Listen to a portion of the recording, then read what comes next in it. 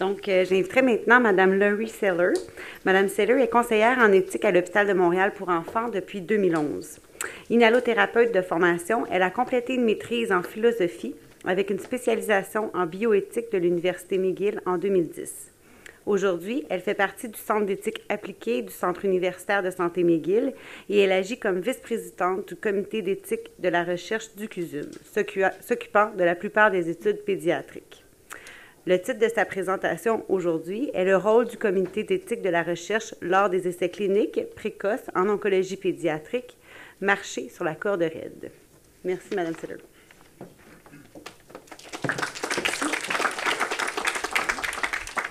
Merci beaucoup. Fait que ça me fait un grand plaisir d'être ici avec vous aujourd'hui. C'est très rare que je donne des présentations en français, fait que donnez-moi un peu de lousse avec mes paroles et mes diapos si jamais vous remarquez des petites erreurs.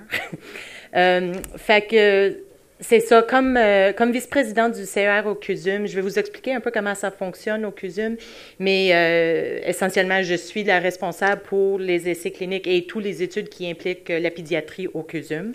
Puis le choix de cette photo-là représente un peu comment je me sens des fois quand je suis appelée à évaluer un projet de recherche qui est tout nouveau, qui est innovateur ou innovatrice. Pas nécessairement en oncologie, mais quand on a des essais cliniques précoces, spécialement en pédiatrie, je me sens tout le temps comme si j'essaie de tout balancer, puis des fois, je trouve que je réussis bien, puis d'autres fois, je me questionne. Fait que c'est la raison pour le photo. Fait que mes objectifs pour aujourd'hui, on va réviser juste quelques petits principes. Je ne veux pas que personne s'ennuie là, pendant ma présentation, mais juste quelques principes de base quand on fait une évaluation d'un projet de recherche. Qu'est-ce qu'on considère comme CER? Je vais aussi juste faire un petit résumé de qu'est-ce qu'on sait spécifiquement sur les résultats généraux les essais cliniques précoces en oncologie pédiatrique. Est-ce que les enfants se comportent bien? Est-ce qu'ils ont des bienfaits à la fin? Comment ça va pour eux? Puis enfin, je vais partager un projet de recherche particulier qu'on a eu à évaluer au sein du CER au CUSUM. C'était un essai clinique précoce en oncologie, un N of 1, qui était l'exigence de Santé Canada actuellement. Puis je vais partager avec ce cas-là un peu notre approche. Fait que juste pour vous donner une petite idée comment ça fonctionne, parce que, comme vous le savez, j'imagine, le CUSUM, ça passe des nourrissons en gériatrie. Fait que notre CER, on a un CER au CUSUM, puis cette CER-là va voir tous les projets qui existent au CUSUM. Puis on se divise un peu en qu'est-ce qu'on appelle des panels par spécialité. Fait qu'on a 5 panels. On a une présidente du comité d'éthique de la recherche. On a 8 vice-présidentes. Je suis une aussi. Et on est divisé par les membres ainsi que les sous-comités ou les panels par compétences, expertise, la nature du projet, etc. Fait que le CUSUM, je pense que l'année dernière, on a évalué à peu près 750 nouvelles études pour l'année, puis à peu près 150 en pédiatrie de cet nombre total.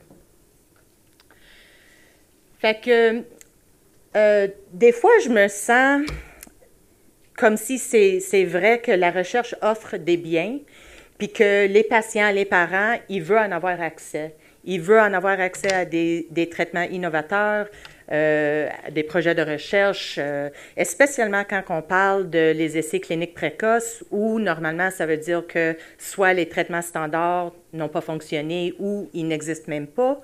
Fait que je pense que, tu sais, les patients puis les parents, ils veulent participer à la recherche. C'est un de les peut-être dernières chances qu'ils ont à trouver quelque chose qui va fonctionner pour leur enfant. Puis je comprends. Puis des fois, je me sens un peu comme si c'est le CER qui restreint un peu l'accès, qui pose des questions, que ça prend du temps. Puis je pense que, tu sais, nos cœurs sont tous dans la bonne place. On veut protéger les participants, etc. Mais même aujourd'hui, avec M. Sullivan, on entendait un peu l'idée que c'est le CER qui fait ralentir tout ça, puis, tu sais, c'est plate. Tu sais, on aimerait que ça va plus vite, que ça soit plus facile d'accéder. Puis, tu sais, je suis sympathique à cette cet enjeu-là, tu sais. Fait que des fois, je me sens un peu mal à l'aise, comme si, tu sais, est-ce qu'on pose vraiment des bonnes questions? Est-ce que ça fait vraiment différence? Qu'est-ce qu'on fait? Est-ce qu'on fait juste retarder l'accès?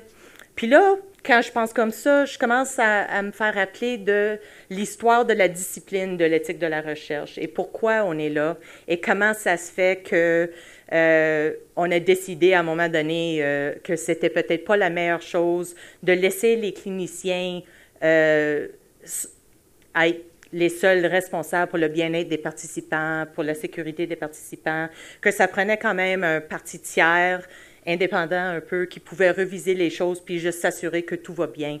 Puis quand je pense comme ça, mon rôle dans ma tête change un peu. Maintenant, je suis mamanours.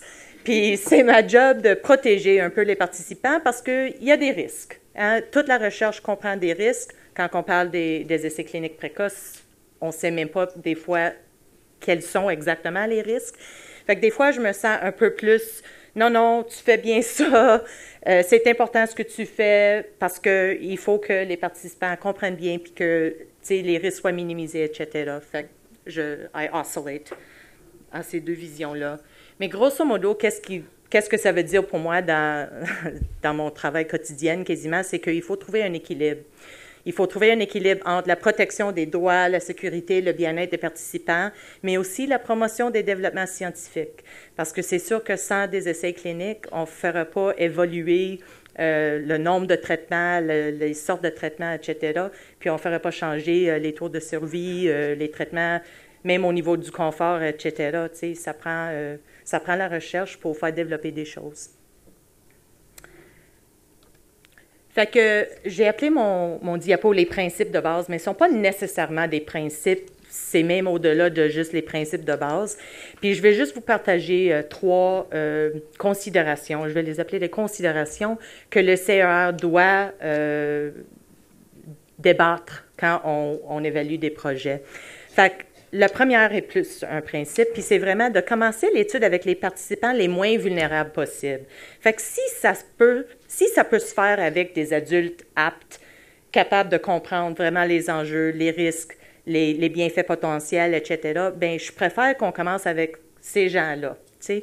Mais c'est pas toujours possible. On a des cancers qui ciblent vraiment les enfants. Fait qu'on ne peut pas dire, bien, on va tout le temps commencer avec les adultes, mais c'est quelque chose qu'on préfère. Hein? Si c'est une question de la sécurité, commence avec les adultes, passez avec les enfants plus tard.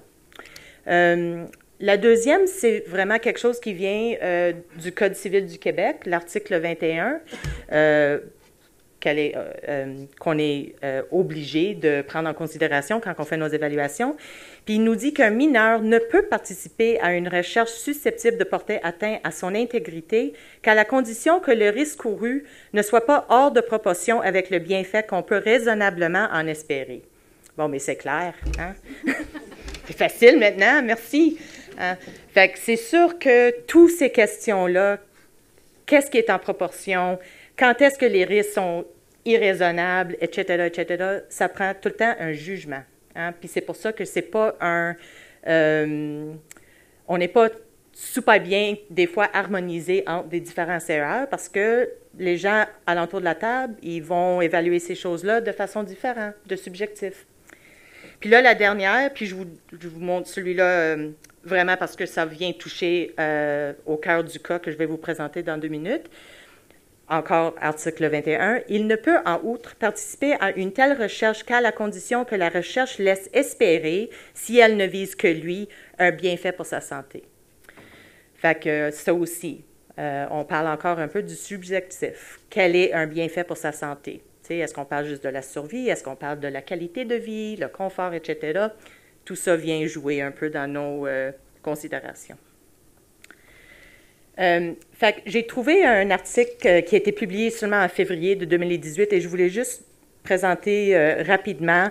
C'était « A Systematic Review » de 170 essais cliniques en oncologie pédiatrique phase 1. Puis ils ont regardé les effets adverse events, puis les réponses thérapeutiques, globalement. Fait qu'il y avait, quand ils ont compté tous les participants, Il y avait à peu près 4600 participants. Puis qu'est-ce qu'ils ont trouvé? C'est qu'il y avait une réponse thérapeutique dans 10 des cas. Puis il y avait une grande différence, tout dépendant de la sorte de cancer. Fait que si c'était une tumeur solide, beaucoup moins, seulement 3 Si c'était un malin hématologique, beaucoup plus élevé à 28 Mais la moyenne était à peu près 10 avec une réponse thérapeutique à le nouveau médicament. Par contre, ils ont pris le temps de nous expliquer que ça ne veut pas nécessairement dire que s'il y avait un effet thérapeutique, que c'était relié à une augmentation au taux de survie ou de prolongation de la vie, mais juste que le tumeur avait répondu, ou, tu sais, fait que les outcomes, ça pourrait être différent pour différentes études. Mais quand même, 10 c'est bien de le savoir. Ils ont aussi découvert qu'il y avait des effets secondaires qui ont été mortels dans 2 de ces cas, causés spécifiquement par la drogue, reliés spécifiquement à la drogue expérimentale. Ils ont trouvé que dans 33 de ces études-là, ils n'ont pas parlé de les études adultes qui les prédataient. Fait que c'était pas clair si c'est parce qu'il n'y en avait pas des études avec les adultes avant ou ils n'ont juste pas pris le temps pour donner les résultats de ces études-là. Mais c'était noté que dans 33 des cas, ils n'ont même pas parlé de les résultats avec les adultes. Fait que, grosso modo, ça veut dire que 1 sur 10 des participants dans ces études ont eu un effet thérapeutique, puis 1 sur 50 sont morts résultat de leur participation dans l'étude parce qu'ils sont morts spécifiquement reliés à la drogue expérimentale. Fait qu'encore une fois, juste pour le contexte un peu, c'est intéressant de le savoir. Fait que je vais vous présenter un peu l'histoire de Sébastien, qui est un petit patient suivi à l'hôpital Montréal pour enfants. C'est un garçon de 9 ans qui luttait depuis février 2015 contre une leucémie myéloblastique aiguë, fait que LMA. Puis je vais juste aussi vous partager que la famille de Sébastien, on a un petit magazine publié au CUSUM qui s'appelle En Bref. Puis l'histoire de Sébastien a été publiée en bref pour souligner un peu le travail de notre CER. Fait que les détails que je vous donne aussi aujourd'hui ont tous été déjà publiés dans le petit magazine En Bref. Fait que j'ai pas de bris de confidentialité. Fait que Sébastien, il a suivi un traitement et il était en rémission pendant plusieurs mois quand, en avril 2016, le cancer est revenu. Le cancer résistait tout traitement essayé ainsi que des médicaments expérimentaux. Après avoir complété des tests génétiques, l'équipe a pris connaissance que la leucémie de Sébastien présentait une anomalie qui cause le LMA, mais normalement chez les adultes et rarement en pédiatrie. Nous étions déjà en phase 1 des essais cliniques chez l'adulte pour un médicament qui ciblait précisément cette anomalie et une étude précoce pour les adultes était déjà ouverte au CUSUM. L'oncologue de Sébastien estimait qu'il était justifié d'essayer ce nouveau traitement, mais les enfants n'étaient pas éligibles à l'étude en cours. Elle a donc approché la compagnie qui fabriquait le médicament expérimental ainsi que Santé Canada pour voir s'il était possible d'y avoir accès en dernier recours pour Sébastien. Santé Canada a exigé de mener une étude clinique conçue à son intention, N of 1, basée sur le modèle de l'étude réalisée auprès des adultes. Moi, j'étais déjà au courant un peu de la situation clinique de Sébastien, étant donné mon rôle comme conseillère en éthique clinique et mon rôle au sein de l'équipe psychosociale en hémato-onco. Je participe beaucoup à leurs réunions, etc. Fait que j'étais déjà un peu au courant de Sébastien. Mais l'oncologue traitant m'a contactée comme vice-présidente du CER responsable pour le panel pédiatrique pour discuter de la possibilité de mener une étude de recherche pour Sébastien. Sébastien n'allait pas bien et étant donné que le médicament expérimental ciblait la division des cellules cancéreuses, ça prenait du temps pour y avoir un effet. Fait qu'il ne fallait pas se retarder pour commencer le traitement investigationnel si c'était même une possibilité. Le CER venait tout juste d'avoir une rencontre en comité plénier et la prochaine rencontre était prévue que dans 3 semaines. L'oncologue s'inquiétait que Sébastien n'avait pas du temps à perdre. En plus, il n'existait pas encore de protocole de recherche ni un formulaire de consentement à évaluer. L'oncologue fallait les développer à partir de zéro, basés sur les modèles adultes. Fait qu'il était clair qu'il y avait plusieurs étapes à surmonter, même avant de passer en évaluation chez le CER. Fait que l'oncologue hésitait un peu de s'entamer sur le développement d'un protocole et un formulaire de consentement s'il n'y avait pas de possibilité de faire évaluer le projet par le CER avant 3 semaines.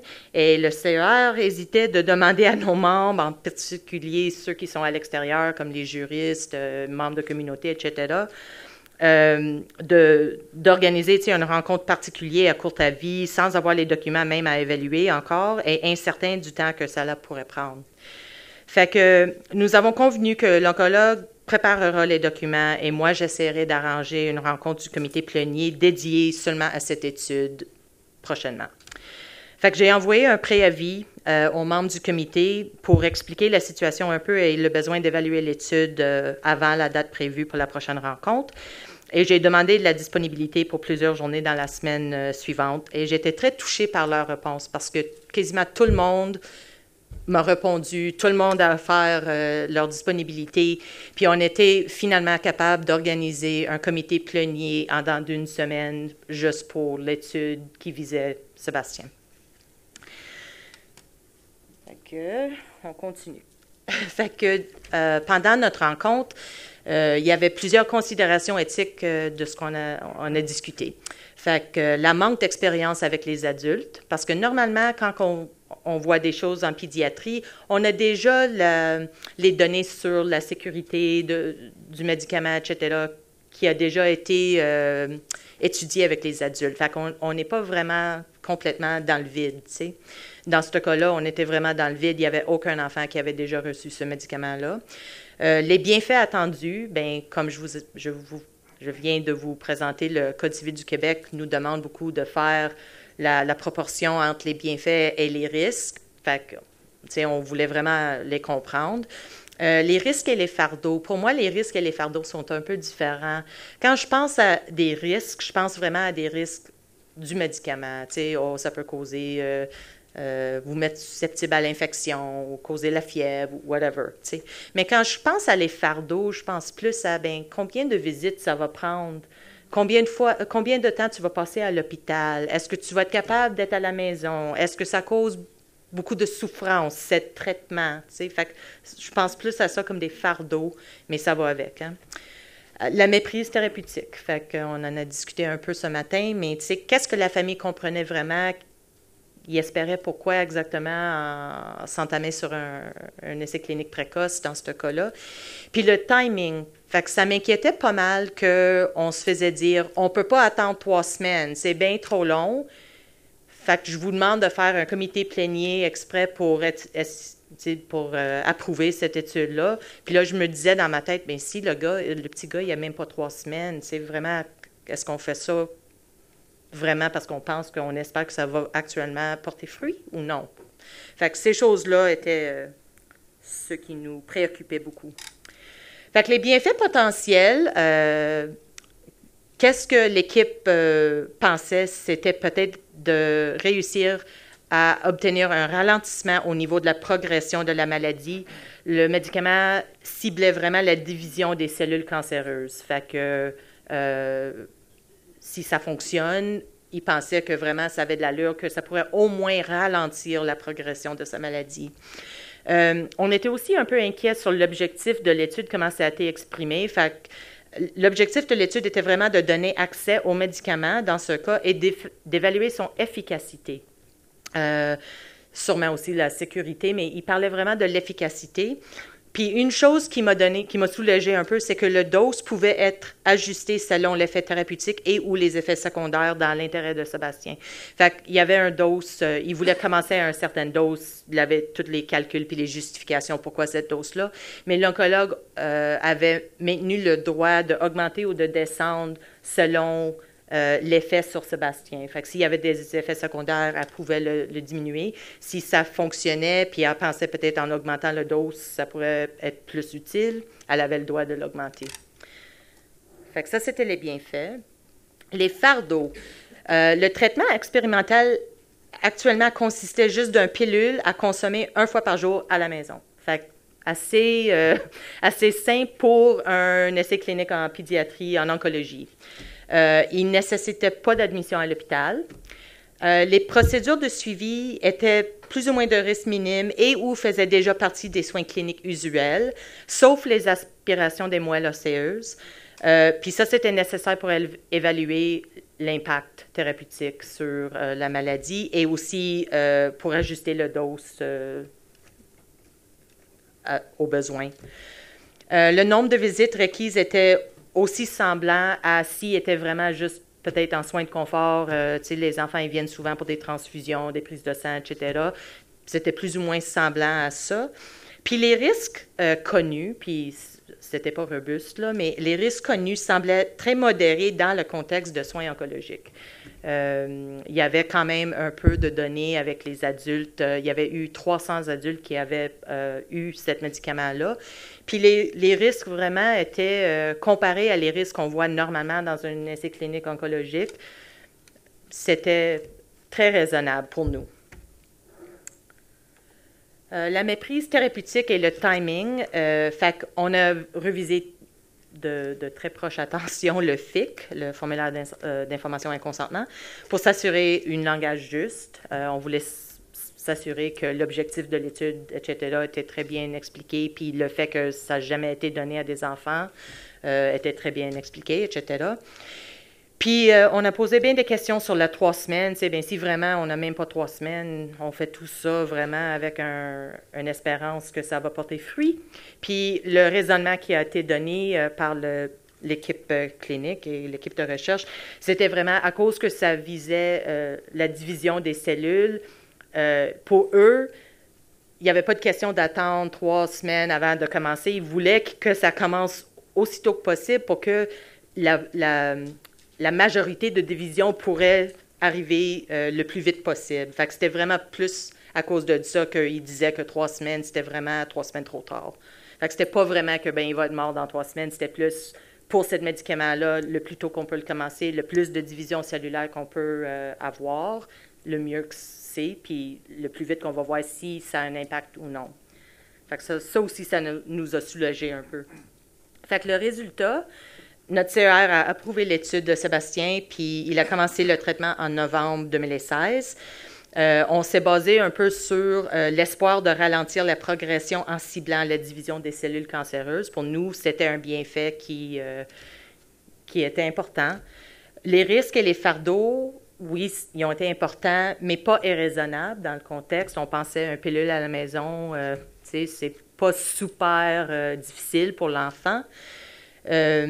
Puis, au niveau de la méprise thérapeutique, on en a discuté beaucoup, mais à fin de compte, on s'est dit, écoutez, l'équipe d'hémato-onco sont très habitués à obtenir des consentements éclairés pour la participation dans les essais cliniques. Et oui, on est un peu dans une situation un peu différente parce que c'est vraiment précoce, c'est la première fois avec les enfants, mais on se fiait sur notre équipe qu'ils sont capables d'avoir une discussion sur le consentement qui est éclairée, qui est transparente. Fait qu'on on disait, tu sais, c'est une équipe très connaissante, très habituée à faire ces discussions-là. Puis on pensait qu'ils ont été très capables de le faire sans promouvoir un méprise thérapeutique. Fait que Sébastien, il avait commencé son traitement en novembre, puis au début, ça allait très, très bien. Il y avait très peu des effets secondaires. Mais finalement, en mars, la santé du jeune garçon s'est dégradée rapidement, puis il est décédé après la progression de sa maladie le 14 mars 2017. Fait que peut-être 4 ou 5 mois après le commencement de ce traitement expérimental. Fait que pour moi, le message d'ensemble dans tout ça, c'est vraiment les risques et les avantages attendus peuvent être pondérés différemment. Puis pour cette raison-là, ça prend toujours un appel au jugement.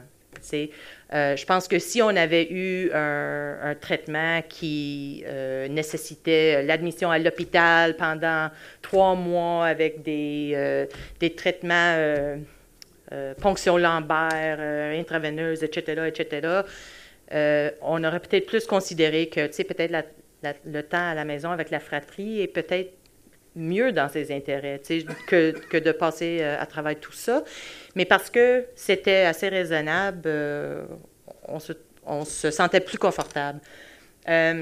il faut garder en tête que la protection des participants est notre première priorité, mais nous ne pouvons pas perdre de vue notre devoir de promouvoir de la bonne recherche. Le CRA veut supporter de la bonne recherche. On ne veut pas dire non à des choses qui peuvent bénéficier les enfants, qui peuvent développer des nouvelles connaissances, etc. Il faut juste que ça soit bien fait. Puis, tu sais, de garder en tête aussi que beaucoup de nouveaux traitements commencent par des essais précoces, puis que les succès actuels en oncologie pédiatrique découlent des essais cliniques passés. Fait que si on dit non à tout, on n'ira pas loin avec nos développements. Puis je pense que c'est ma dernière. Oui, fait que merci.